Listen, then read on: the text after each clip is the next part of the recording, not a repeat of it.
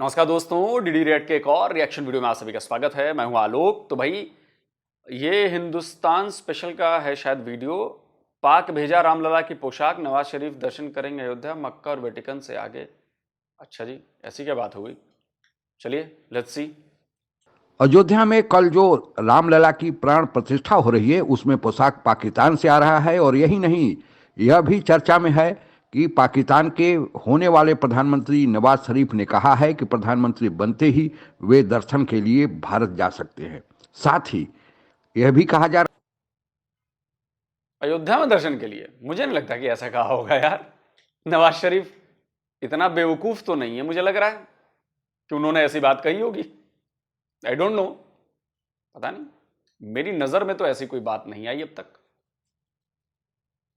जा रहा है कि अयोध्या का इतना अंतर्राष्ट्रीय स्तर पर ख्याति मिल गई है कि मुसलमानों के पवित्र तीर्थस्थल मक्का मदीना और ईसाइयों के तीर्थस्थल वेटिकन सिटी से भी अयोध्या की ख्याति आगे चली गई है। इसी संबंध में आगे की चर्चा सुनते हैं कि जी ये यहाँ पे तो ये लॉर्ड राम की जाए पैदाइश है और ये बाबर के ज़माने में ये मस्जिद बना दी गई थी, तो कोई जवाज़ नहीं है कि ये मस्जिद कायम रहे। अब ये इनाग्रेशन हो रही है और ये मामला सुप्रीम कोर्ट में भी गया था। सुप्रीम कोर्ट ने भारत की फ़ैसला दे दिया कि जी ठीक है, ये बिल्कुल इधर मंदिर बनना चाहिए। और फिर ये जो मंदिर है इसको बताता मैं चलूँ आपको कि इस पे तकरीबन 220 मिलियन डॉलर का खर्चा हुआ है इस मंदिर को तामीर करने में। तो भारत की सुप्रीम कोर्ट ने कहा कि जी यहाँ पे अब मस्जिद। एक चीज मैं भी बताता चलूं कि ये जो इतने बिलियन ऑफ डॉलर्स का खर्च बताया जा रहा है, ये सरकार के खजाने से नहीं आया है।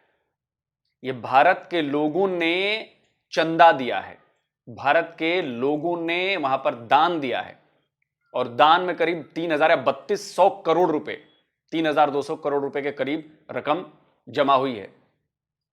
किसी सरकार से हमने पैसा नहीं लिए, सबने अपनी इच्छा से दान दिया, उनमें मैं भी शामिल हूं। सब ने जिसको जितना बन पड़ा है सब उसने दान दिया है। और वो दान के पैसे हैं 3,000 करोड़ से भी ज्यादा।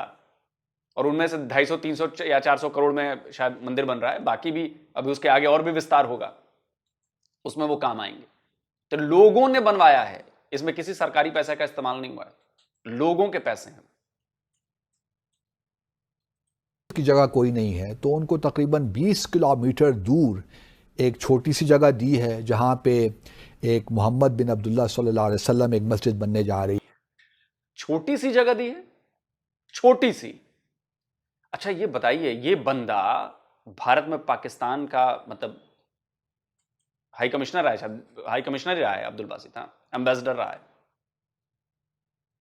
और ये देखिए, मतलब मैं ये इसीलिए कहता हूं कि इन लोगों को काउंटर करना बहुत जरूरी है। काउंटर नहीं करेंगे तो ये ऐसे ही प्रोपेगेंडा करेंगे। छोटी जमीन दी है, आपको शर्म नहीं आती?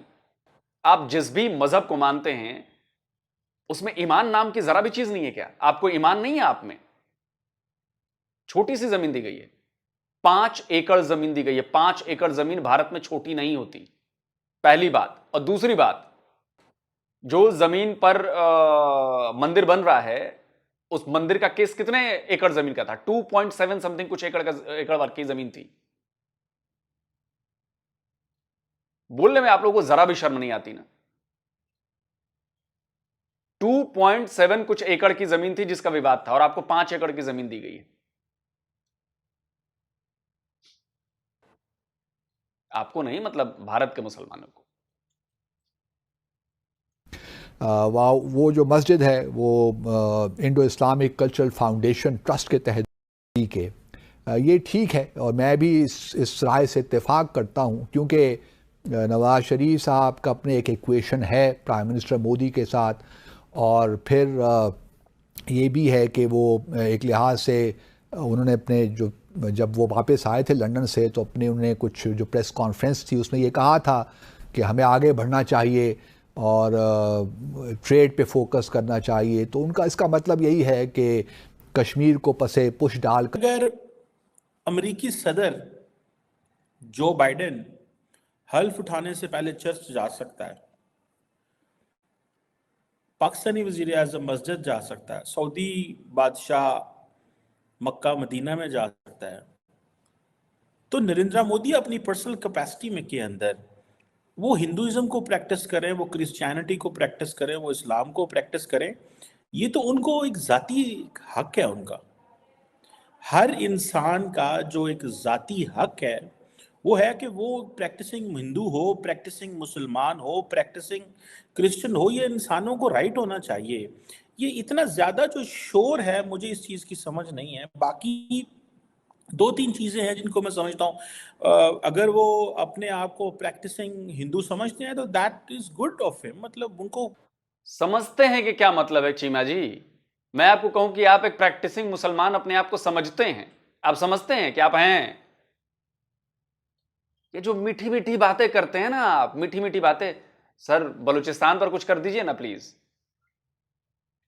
बलूचिस्तान के लोगों पर इतना जुल्म हो रहा है, 55-60 दिन हो गए हैं इस्लामाबाद में उन महिलाओं बुजुर्गों और इनको 5 डिग्री 4 डिग्री ठंड में बैठे हुए। अरे एक आध वीडियो तो बलूचिस्तान पर बनता है, छोड़िए ना भारत को महाराज। आप पाकिस्तानी हैं, पाकिस्तानियों के प्रति आपकी कोई जवाबदेही नहीं है क्या? इतनी बड़ी प्रॉब्लम चल रही है, मतलब आप गजब ढीठ आदमी है भाई। आप वीडियो ही नहीं बनाते हैं बलूचिस्तान पर, बनाइए वीडियो बलूचिस्तान पर महाराज। हर वक्त भारत भारत भारत भारत भारत भारत भारत, तो भारत ही आ जाइए, अप्लाई कर दीजिए सिटीजनशिप के लिए, मैं दिला दूंगा आपको सिटीजनशिप भारत की। बोलिए।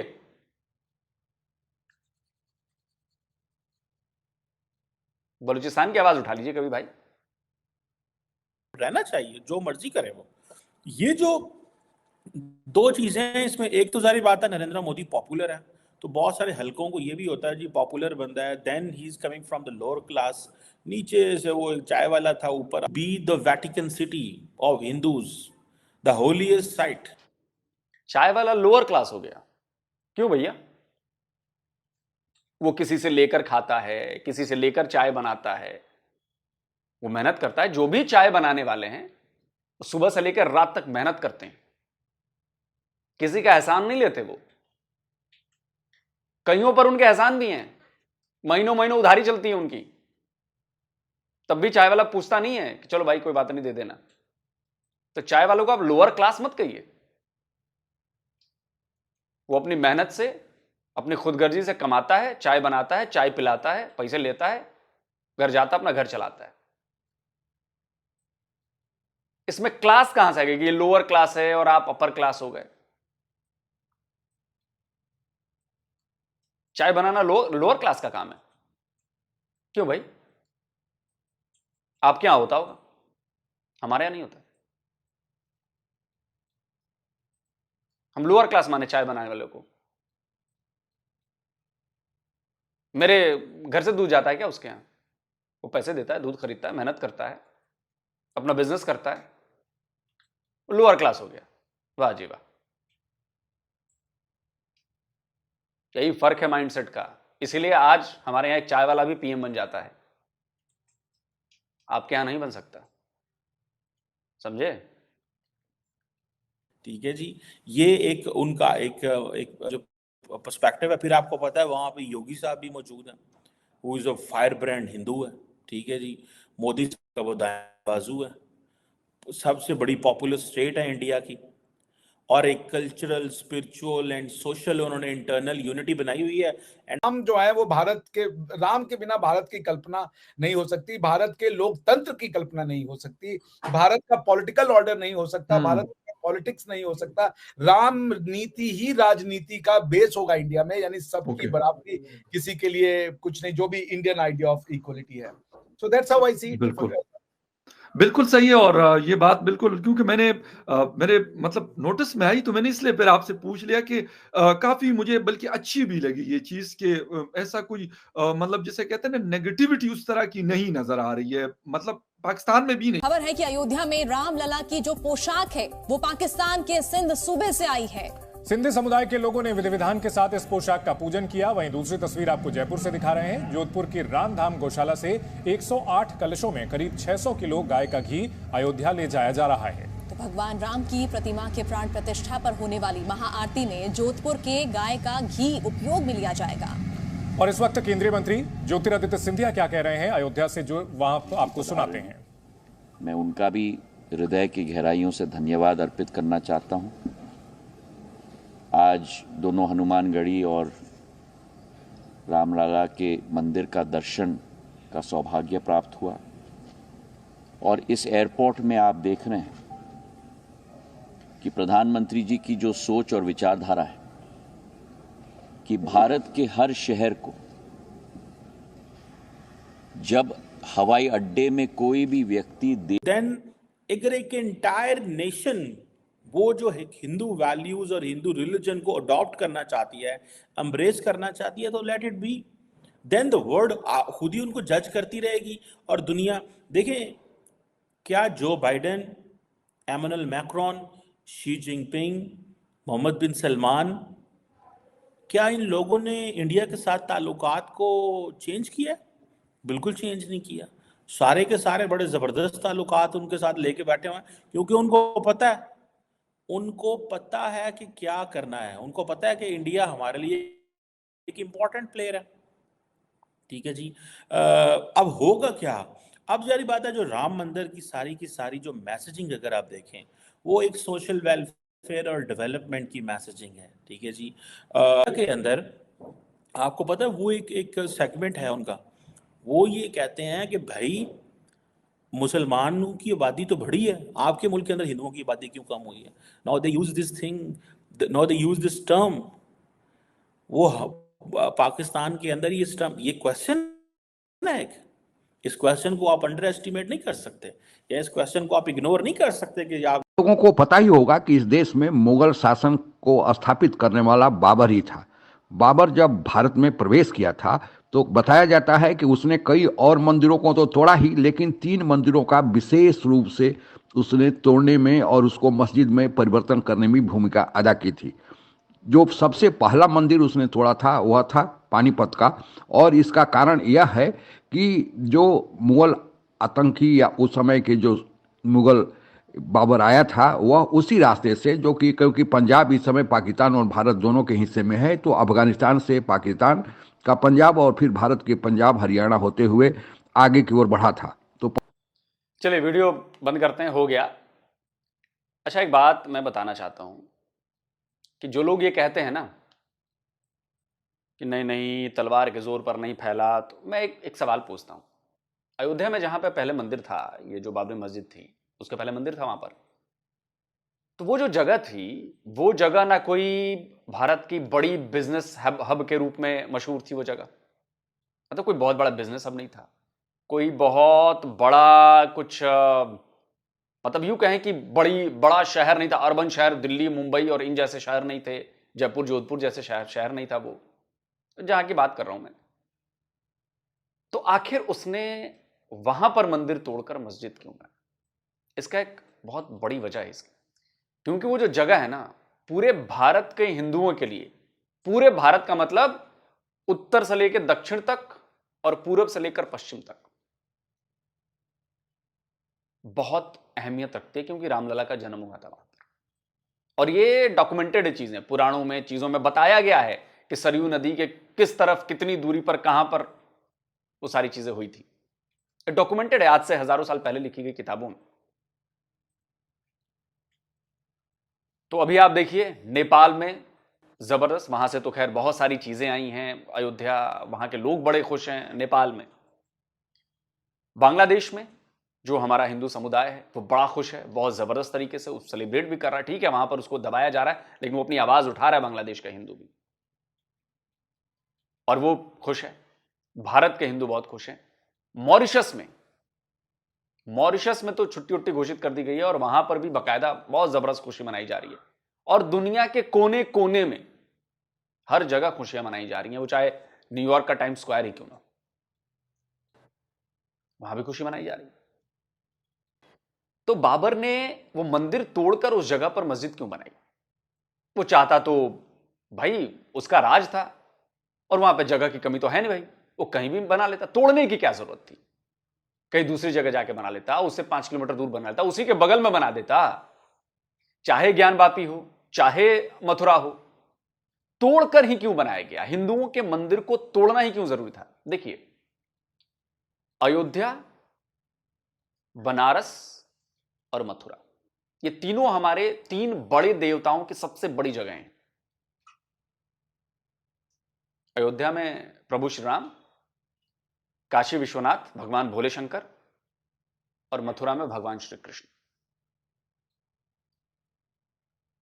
मतलब समझिए, तो उसने जानबूझकर, जितने भी मुगल शासक रहे, बाबर ने और उसके बाद वालों ने, ये इसलिए तोड़वाया ताकि हिंदुओं का मनोबल तोड़ा जा सके,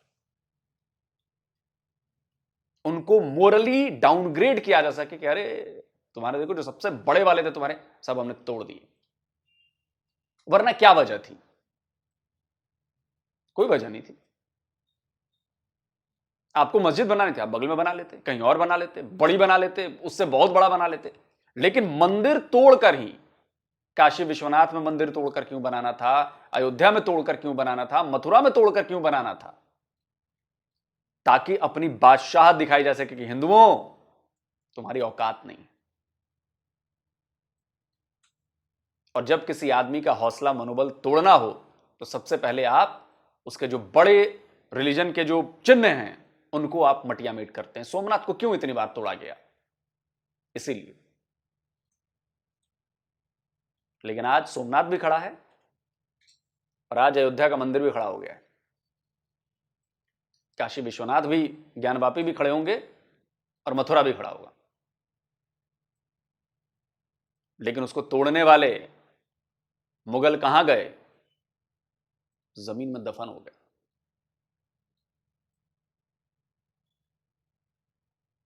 ये बड़ी बात है, समझिए इसको। बीच बीच में मुश्किलें आती हैं, लेकिन वो फिर से गौरव हासिल हो गया। लेकिन आज मुगलों के वंशज पूछने वाले नहीं है कोई उनको। आज उनकी पूरी दुनिया में हालत खराब है।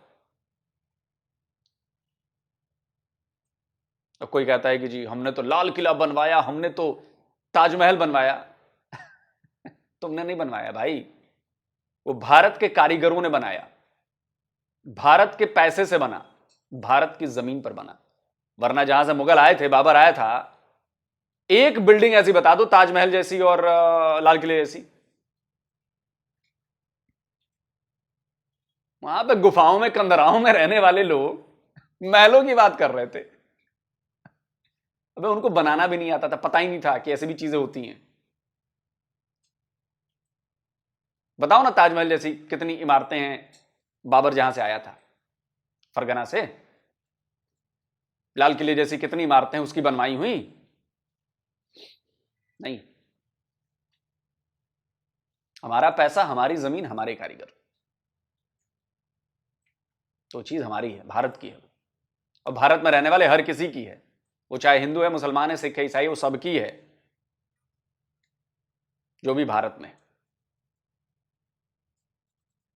बाकी वीडियो बनाया, बताएं कैसा लगा। जल्दी मिलता हूं एक और नई वीडियो के साथ। नमस्कार, जय हिंद।